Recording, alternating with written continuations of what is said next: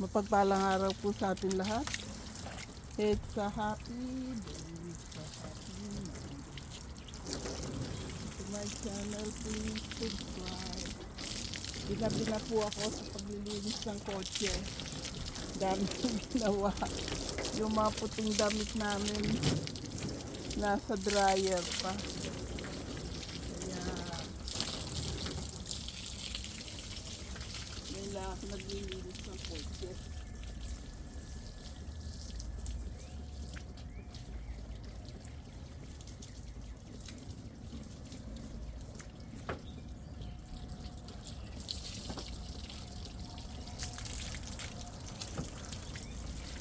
Ganito po ang gagawin ko habang wala pa tayong 1K.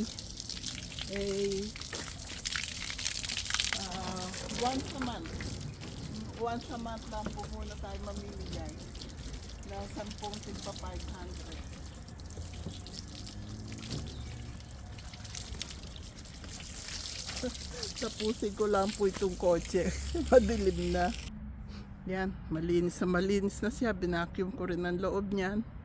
Once a week. Kailangan malinis ko yung kotse. Loob at labas. Maghapong pagod. Pinag-order ko sa TikTok. Di ko naman nagamit. Ayan o. Hindi na raw kailangan i-brush yung kotse. Wala naman pagkakabitan. Ano ba yan?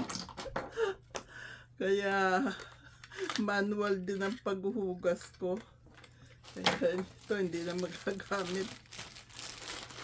So solid pa ba yan? Wag na. Hayaan na silang kumita. Gumamit pa ako ng pliers. Ganito po ang gagawin ko. Once a month po, magra-raffle tayo ng 10 tigpa 500. Habang naghihintay tayong maging 1K. Pag naging 1K na, every week na, masaya na yun. Okay po? Kaya, yung mga kakilala nyo na dati kong subscribers, pag subscribing nyo na, bilisan natin. Para makapag-live na tayo.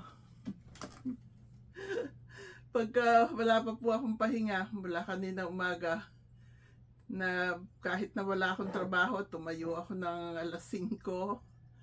Nagumpisa na po ako. May laundry pa ako nang nasa baba, buti na lang.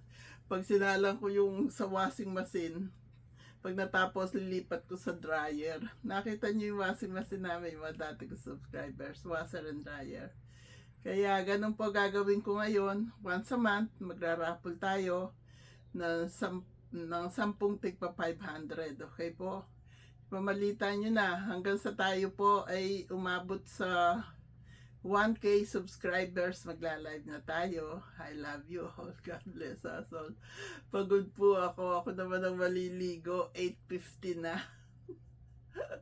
Minsan nakakatulog po ako, basta ang buhok ko naka-rollers. Kaya kinabukasan, nakabalot na naman yung buhok ko pagpasok ko. Ayos naman yung nakabalot kasi pagka naglalakad ako doon, yung lalo ngayon 3 beses ang lakad, amoy araw po yung buhok ko. Kaya kailangang hugasan ko siya araw-araw, nadadry naman. Kaya ayos lang yung binabalot ko yung buhok ko. God bless us all. I love you all. Busy po talaga ako pag nasa bahay. Minsan mas nakakapahinga pa ako sa trabaho.